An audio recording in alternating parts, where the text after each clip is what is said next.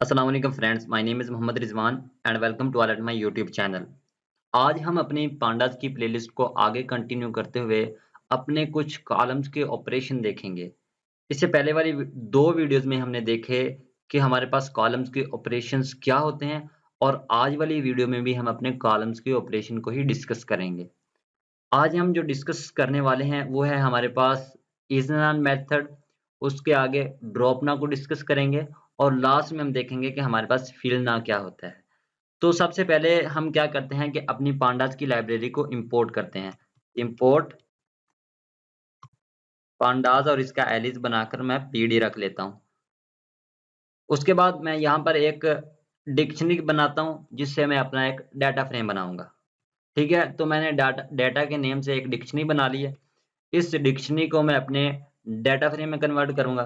तो मैं अपने डाटा फ्रेम का नाम डीएफ रखता हूँ और यहाँ पर मैं क्या करता हूँ पीडी डॉट डाटा फ्रेम करता हूँ और उसमें मैं अपनी डिक्शनरी को पास कर देता हूँ। उसके बाद मैं अपने डाटा फ्रेम को देखूँगा कि ये किस तरह नज़र आ रहा है। तो मेरा डाटा फ्रेम कुछ मुझे इस तरह से नज़र आ रहा है जिसमें ए, बी, सी, डी मेरे पास कॉलम्स हैं और 1 से 0 से 6 तक मेरे पास रोज़ आ रही हैं जिसमें से कुछ कॉलम्स में मेरे पास नन वैल्यूज़ भी आ रही हैं। अब हम देखते हैं कि हमारे पास इज़ नल मेथड क्या होता है। जो इज़ नल मेथड होता है, ये क्या करता है कि आपके हर सेल में वैल्यू को देखता है। अगर वहाँ पर कोई ना कोई वैल्यू मौजूद है, तो वो क्या करेगा कि आपको फ़ॉल्स रिटर्न करेगा। अगर कोई वैल्यू मौजूद नहीं है आपके किसी सेल में, तो क्या करेगा कि आपको ट्रू रिटर्न करेगा। ये आपको पूरा डाटा फ्रेम ही रिटर्न करेगा, जो आपके पास बूलियन फ़ॉर्मेट में होगा। अब मैं डीएफ डॉट इज़ नल करता हूँ, इज़ नल और यहाँ पर मैं क्या करता हूँ इसको रन करता हूँ, तो आप देखें कि जहाँ पर मेरे पास वैल्यूज़ हैं वहाँ पर फ़ॉल्स आ चुका है और जहाँ पर मेरे पास नन वैल्यूज़ हैं, वहाँ पर मेरे पास ट्रू आ चुका है। अगर बी को आप देखें 0 इंडेक्स पे, तो मेरे पास ये मेरा डाटा फ्रेम है, इसमें बी का जो इंडेक्स 0 वहाँ पर मेरे पास नन वैल्यू है। तो इसने क्या किया जहाँ पर मेरे पास नन वैल्यू है, वहाँ पर इसने क्या किया ट्रू रिटर्न किया।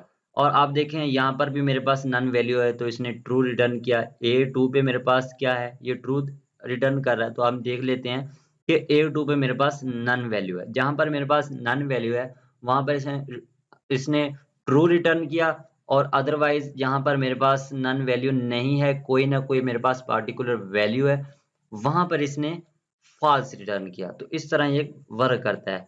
अब हम देख लेते हैं यहाँ पर क्या लिखा है। The isNull method return a data frame of the same shape as the input, where each element is a boolean value indicating whether the corresponding value is missing। ठीक है? तो जहाँ पर आपकी मिसिंग वैल्यू है, वहाँ पर ट्रू आएगा और जहाँ पर मिसिंग वैल्यू नहीं है, वहाँ पर फॉल्स आएगा। आगे है हमारे पास ड्रॉप एनए। ये क्या करता है कि आपके डाटा फ्रेम में से जहाँ पर आपकी कोई मिसिंग वैल्यू है या कोई नन वैल्यू है, उसको ड्रॉप कर देगा। चाहे तो आप कॉलम के अलोंग भी उसे ड्रॉप कर सकते हैं और रो के अलोंग भी ड्रॉप कर सकते हैं।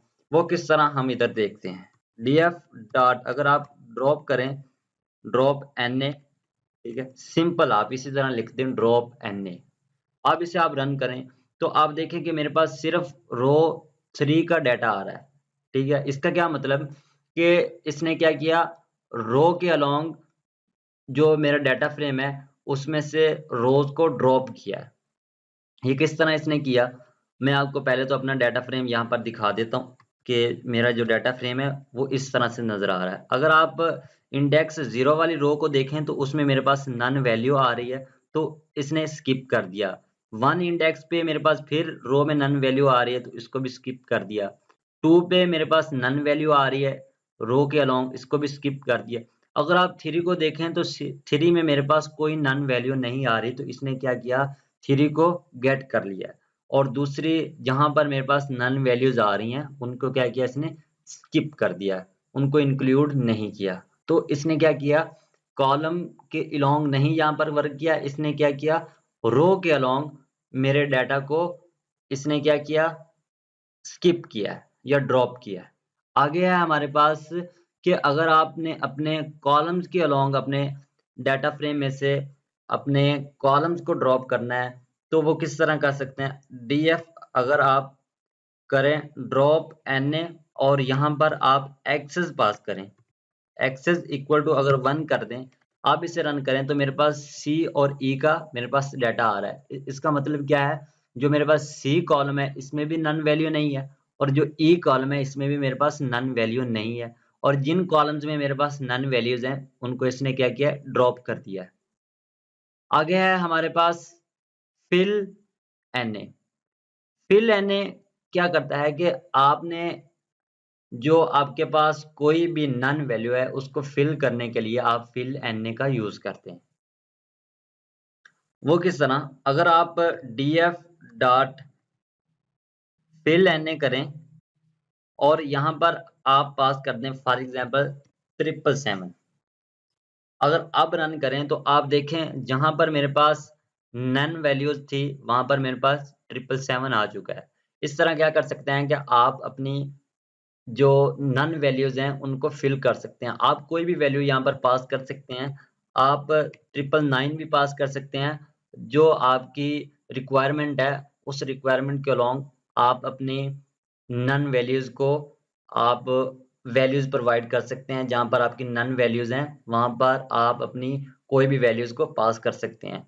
तो यहाँ पर लिखा है fill na method in pandas is used to fill missing values in a data frame with specified value or strategy। आप अपनी कोई स्ट्रेटेजी भी बना सकते हैं, आप अपने कॉलम्स का मीन भी वहां पर इंसर्ट कर सकते हैं। It help to handle missing data by providing a way to replace NaN values with another values before performing analysis।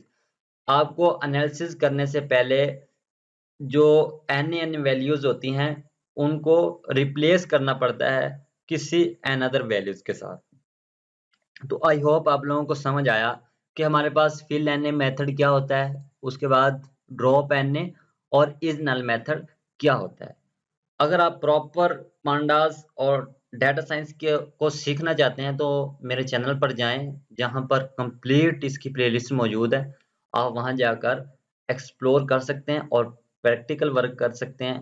Thank you so much guys for watching my video. अल्लाह हाफिज़।